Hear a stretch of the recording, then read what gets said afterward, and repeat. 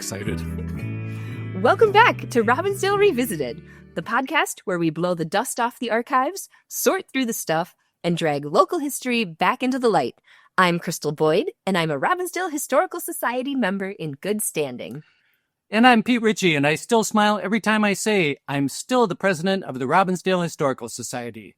Today we are parking ourselves at 3730 Toledo Avenue North. Toledo Avenue, the street name that triggers immediate nostalgia for anyone who grew up in District 281 between 1956 and, well, earlier this year, 2026. That's right, for nearly 30 years it was the new Robbinsdale High School. Then it shape-shifted into an early childhood learning center, a Spanish immersion program, a technology learning campus, and most recently, Robbinsdale Middle School, which officially closed its doors for good this year. And that might be the end of a very long, storied era. But before it was a middle school or a Spanish immersion site, it was a massive post-war solution to a chaotic problem, the baby boom that hit Robbinsdale like a freight train. By 1956, District 24, as it was known back then, was practically bursting at the seams. In just 10 short years, student enrollment quadrupled, and the old high school over on Regent Avenue couldn't hold the influx of teenagers unless they started stacking them vertically. So the district did what any expanding 1950s suburb did. They broke ground on a massive, state-of-the-art facility right off Highway 100. We're talking about a light brown brick complex costing about $3 million in mid-century money. When it opened on September 5th, 1956, it was designed for 2,000 students. It boasted 31 classrooms, 6 industrial arts shops, 6 science labs, an 800-seat auditorium, and a gym complex that could seat 2,400 screaming fans. But of course, you can't spend $3 million in local tax dollars without local taxpayers losing their absolute minds in the letters to the editor section of the newspaper. In 1956, right before the building opened, a local resident, Lawrence Jen, wrote into the Minneapolis Star complaining about these million-dollar plants with their marble-faced bus-loading areas. He ran the math and figured each classroom cost nearly $100,000, asking if taxpayers were being taken for a ride while property taxes drove homeowners out of town. Because heaven forbid children stand near marble while waiting for a school bus. And the petty fights didn't stop with the budget. There was an entire feud over the name of the school.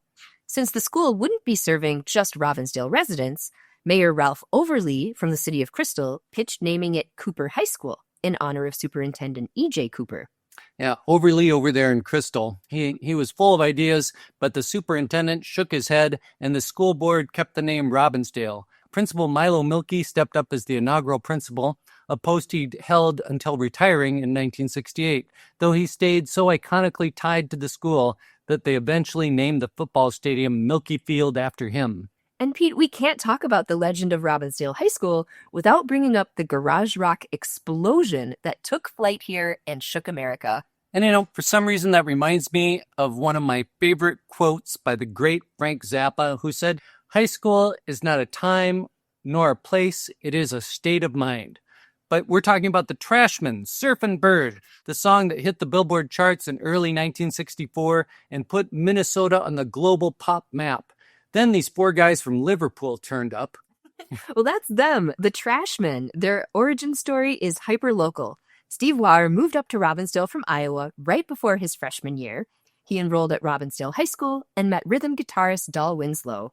And then in 1957, they bumped into lead guitarist Tony Andreasson out at the old Crystal Coliseum during a local team dance, and the rest is rock and roll history. They formed the Citations, played around with local bands like Jim Thaxter and the Travelers, and eventually launched the Trashmen in 1962 with bassist Bob Reed. But my absolute favorite piece of Trashmen lore comes from Tony Andreasson's childhood friend and the official band historian, Mike Jan.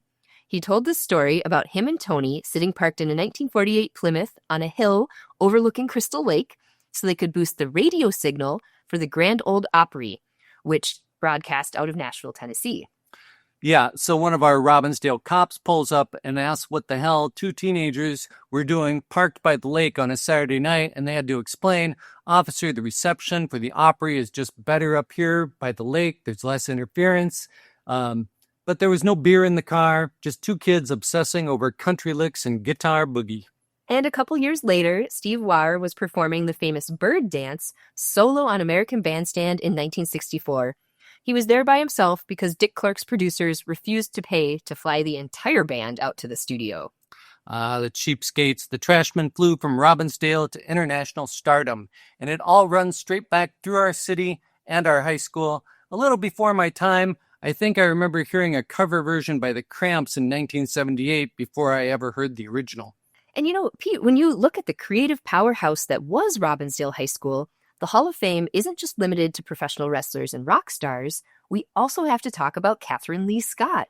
Yeah, long before she became a household name playing Maggie Evans on the gothic cult classic television series Dark Shadows, she was known as Marlene Krinkstad, growing up on a family farm just a few blocks from the high school. Even back during her high school days at 3730 Toledo Avenue, her natural media instincts were on full display. She wrote for the student newspaper, The Robbinsdale, and get this, she scored an exclusive interview with legendary American poet Carl Sandburg. So there's a scoop. She snagged an interview with the Pulitzer Prize winner when Sandburg was in town for the dedication of Sandburg Junior High over in Golden Valley. That sharp writing talent and early flair for performance really set the stage for everything that came next. She took that Robbinsdale work ethic all the way to New York and Hollywood, where she launched a decades-long career as an actress. And she didn't just stay in front of the camera. She carried out that high school journalism drive into a prolific career as a published author, writing novels, memoirs, and nonfiction books. It all traces back to her roots right here. Now, Milo Milky and the mid-century administration ran a tight ship. And by tight ship, we mean strict, uncompromising dress codes. Let's set the scene. Late 1950s and 60s, girls were strictly forbidden from wearing blue jeans or skirts that dared to end up above the knee. Boys couldn't wear jeans either. Surfer shirts were banned, and heaven help you if your hair brushed against your shirt collar. It was the classic keep the youth respectable playbook. But by February 1969, late 60s pushback had finally pulled off Highway 100 and arrived on Toledo Avenue. On a chilly February morning in 1969, between 100 and 200 high school students staged a coordinated act of mass civil disobedience. Their weapon of choice, denim. They showed up to school wearing blue jeans, and the administration's response was swift, brutal, and a little hilarious in hindsight. Every single student was suspended on the spot. Imagine suspending nearly 200 kids because of a cotton twill. The local news had a field day. Parents were arguing at school board meetings, and the students essentially proved that the dress code was holding on by a thread. Federal court rulings across the country were striking down strict dress codes anyway, so the district eventually threw in the towel, and denim conquered Toledo Avenue. So, Pete, we've been looking through old yearbooks and school newspapers, but you have some personal history with this building. What was it like walking through those doors when you were younger? It felt massive, but the layout made sense. Unlike the newer suburban schools built later with an open plan and a modular setup, RHS had the classic solid grid. I don't remember ever getting lost. Did you ever feel like you were walking through a piece of local folklore? Absolutely. Whenever you were in the gymnasium or looking at the old auditorium stage, you always knew that this wasn't just some standard suburban school. You'd hear stories from older relatives and neighbors about championship football games, cheerleaders, kids that were cooler than you would ever hope to be, and legendary keg parties down in what is now Silhockey Park. I might have made it to a couple of those myself. I knew it. And of course, the wrestlers. We all knew somebody who was cousins with at least one professional wrestler that graduated from Robbinsdale. You couldn't escape the athletic aura of the place. Well, what about your own memories of the district? Oh man, back in 1980 when I was a sixth grader, they cast me and a few other boys whose voice hadn't changed in The Man Who Came to Dinner. Acting on that stage with the heavy curtains and the stage lights beaming down, you felt the weight of every performance that had ever been since 1956. They brought us out in little choir robes, and there was this chaotic scene where all the other characters were in a tizzy about how to get the dinner ready, who was coming, and we just came out and sang this little song. But it was really fun being backstage. The cast of every play had left graffiti on the backstage walls. How about the weekends? What did you do on Friday nights? Friday night football at Milky Field was the undisputed center of the universe. The band playing, the stands packed to capacity, the cold autumn air. There was nothing like it because all the junior high kids would go. I don't remember actually ever watching a game, but you could go to the game and you could find out where the keg parties were in the woods. And then you could go down to the party afterwards. If you got lucky, you could be under the stands making out with some high school girl and come home with a hickey on your neck. And then your mom would give you a long talk about how you have to be careful with girls under the stands at the football game. So yes, Robbinsdale High School was legendary and everybody in the neighborhood had a story. And of course, everybody went there. Good. Okay. Yes, legendary. Absolutely. On the flip side, I also had the privilege of experiencing the building in the summer because my mother thought she couldn't have me sitting around the house all day. I had a paper out, but I didn't have enough to really keep me busy. I didn't have a job. So she says, well, why don't you you're going to sign up for some classes over at the high school. I don't think that she realized that if I signed up for classes like biology or home ec and even gymnastics, I would be in the high school with people that flunked those classes. So I go into the biology class and the teacher gives a long lecture about how we're all here because we want to get credit so that, we can graduate from high school. Then I'm sitting there thinking, but I'm not taking the class for credit.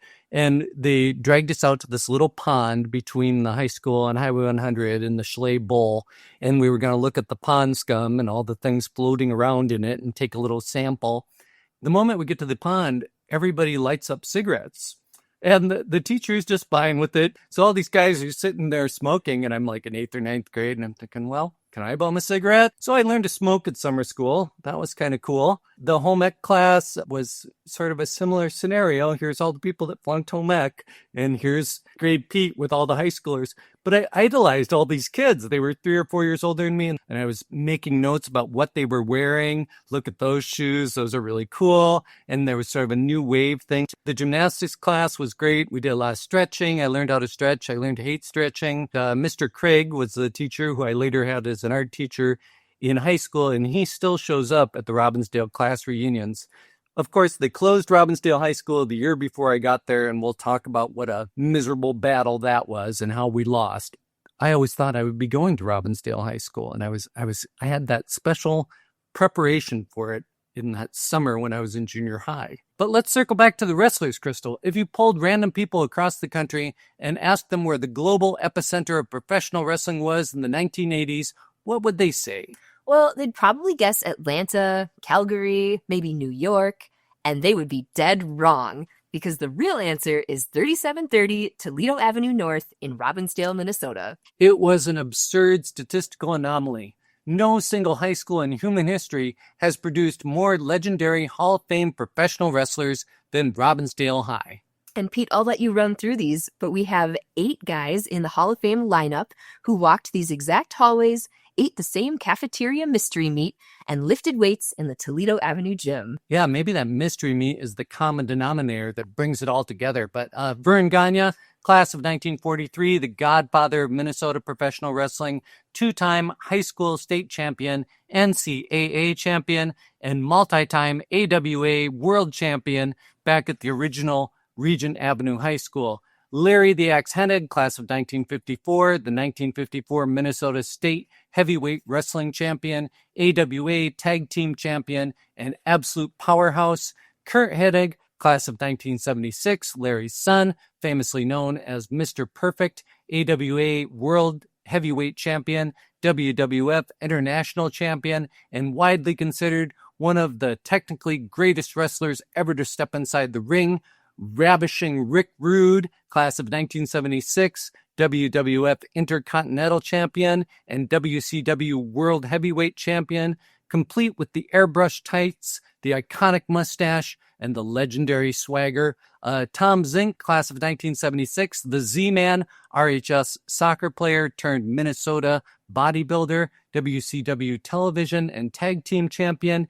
And his dad was Bob Zink over at North Drug, who I used to work for, and you didn't want to mess with Bob either. Dean Peters, class of 1976, RHS gymnastics captain, who took his high-flying athleticism into the WWF as Battle Cat Brady Boone. John Nord, class of 1977, star RHS wrestler and football player who became Nord the Barbarian in the AWA and the Berserker in the WWF, Barry Darsow, class of 1978, RHS football and hockey star, best known as Smash from the legendary three-time WWF World Tag Team Duo Demolition, also known as the Repo Man. So you look at those grad years, 1976, 1977, 1978, Kurt Hennig, Rick Rude, Tom Zink, Dean Peters, John Nord, and Barry Darsow were all in the building at the exact same time. Can you imagine walking down the hallway in 1976 and bumping into Mr. Perfect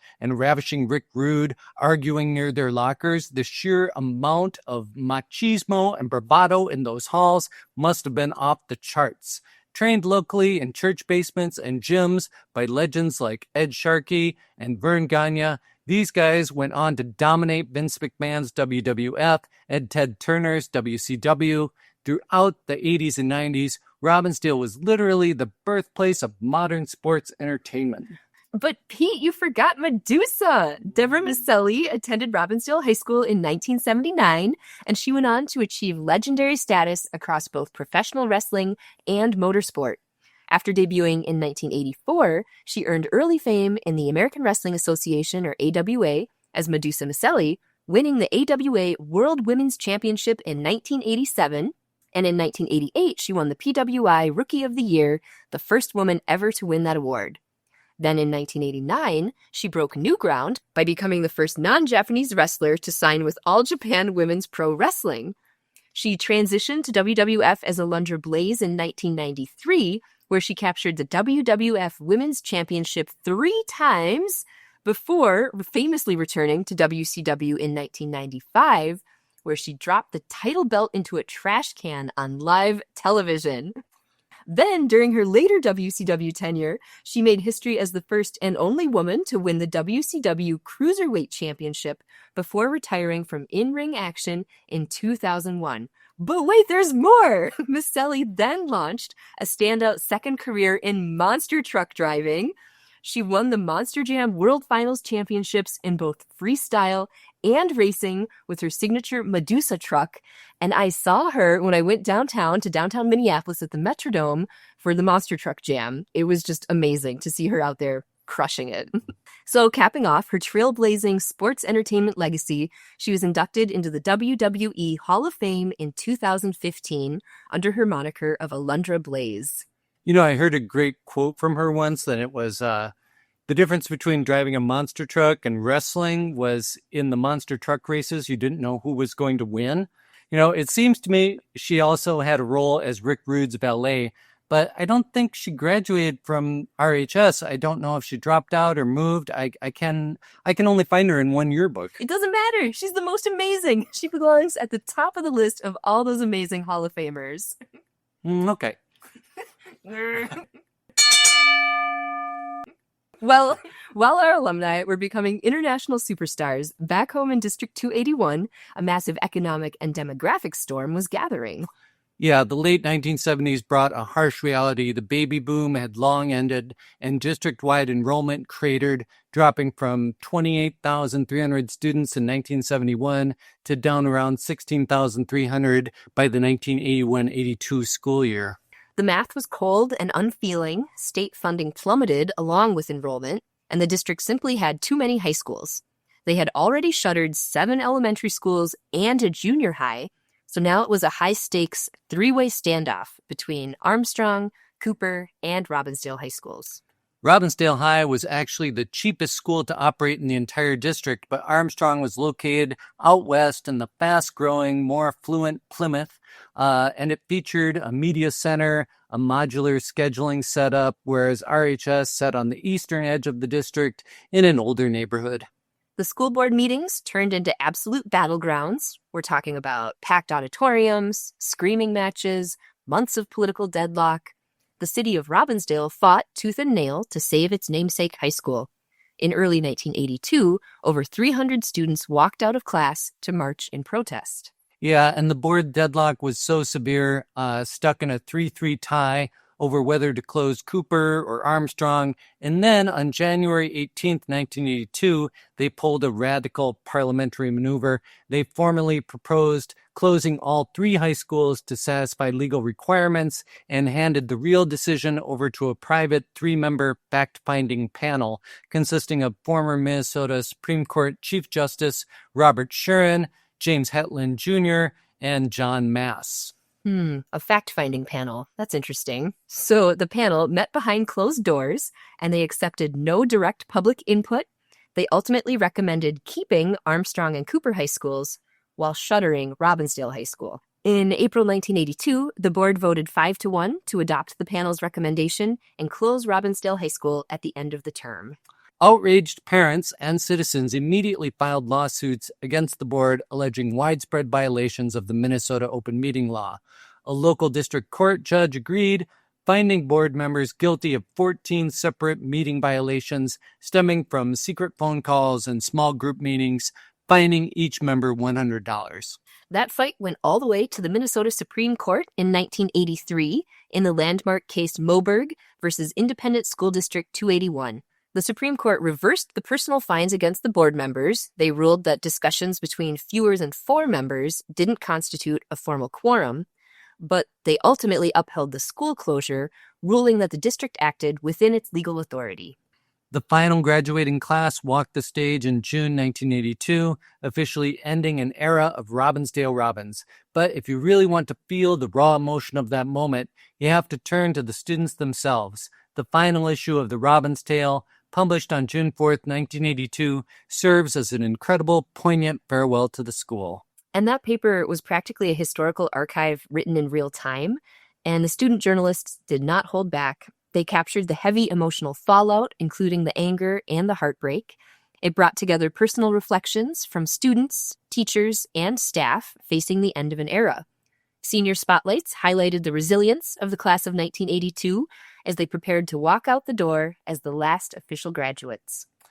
But it wasn't just a sad goodbye, it was a massive celebration of the school's identity.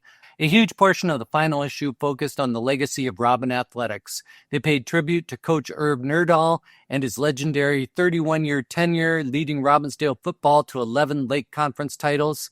The paper detailed all those Friday night victories and the intense rivalries that brought the whole town together. They covered the powerhouse wrestling team with its 8 state titles and 50 individual champions, plus the gymnastics program that put Robbinsdale on the regional map. They captured all the everyday memories, like favorite teachers, pep fests, theatrical productions, and cafeteria culture. The editorial staff made sure to emphasize that while the building at 3730 Toledo Avenue was closing, the community's bond would endure. It stands as the definitive capstone of 26 years of history on Toledo Avenue. Let me read a piece directly from the sports section of the final June 4th, 1982 issue. For decades, Friday night at Milky Field was the undeniable pulse of this community. Under the leadership of legendary coach Irv Nerdahl, Robin football wasn't just a high school sport, it was a local institution that defined toughness, teamwork, and town pride. From packed bleachers echoing the fight songs to grueling practices on cold autumn afternoons, generations of athletes learned what it meant to carry the Robbinsdale name. Beyond the gridiron, our powerhouse wrestling and gymnastics programs consistently proved that small-town spirit could dominate state-level competition.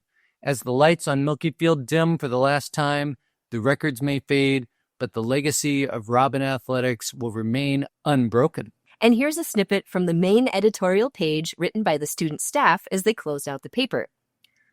Writing the final chapter of a 26-year story is no easy task, especially when these light brown brick walls on Toledo Avenue have held our entire world. We spent this final year navigating a storm of school board debates, walkouts, and uncertainty, yet our identity as Robins never wavered. Walk down these corridors today, and you won't just hear the echo of closing lockers. You'll hear the ghosts of pep fests, play rehearsals, and quiet moments between friends. The district may be shuttering the doors of 3730 Toledo Avenue, but they cannot erase the memories created within them. To the faculty who guided us, the athletes who inspired us, and the class of 1982 who stood strong to the end, we thank you. The building may close, but the spirit of Robbinsdale High School will live on in every single one of us. Yeah, let's hope so. The electoral retaliation was wild, too. In May 1982, right after the closure vote, over 19,000 Robbinsdale voters turned out and swept three pro-RHS candidates, David Southward, Patricia Norby, and John Schaefer, onto the school board.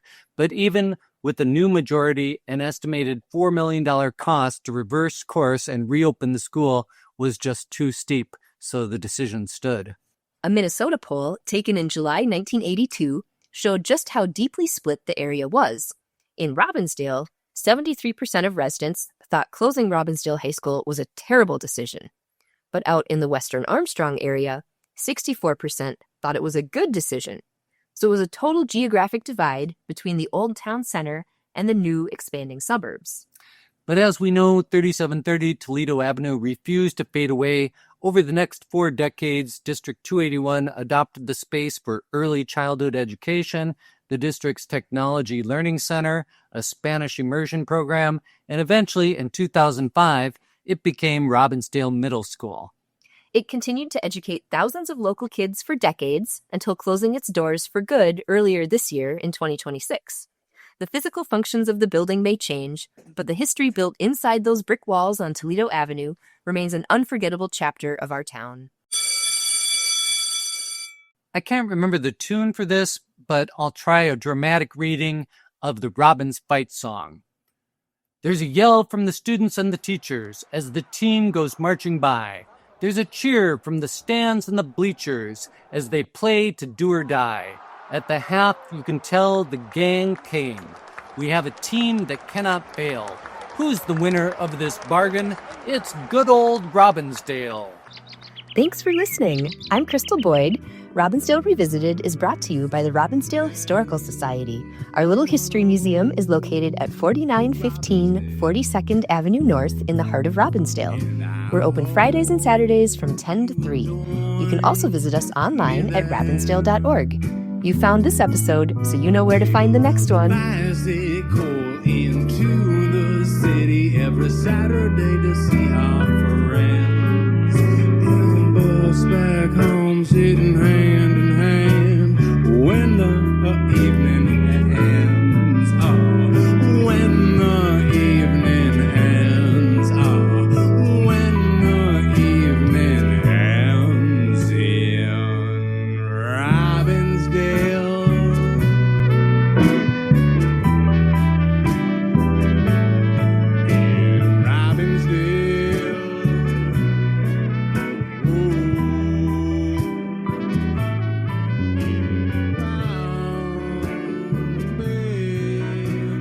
Our theme music is provided by Gabe Barnett and Them Rounders. Oh, yeah.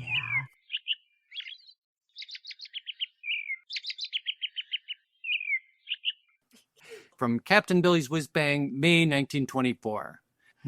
Dear Captain, is it quite proper for a lady to let her husband look at her whiz-bang? From Lotta Ginger. Quite right, we'd say, providing, of course, that it's Captain Billy's.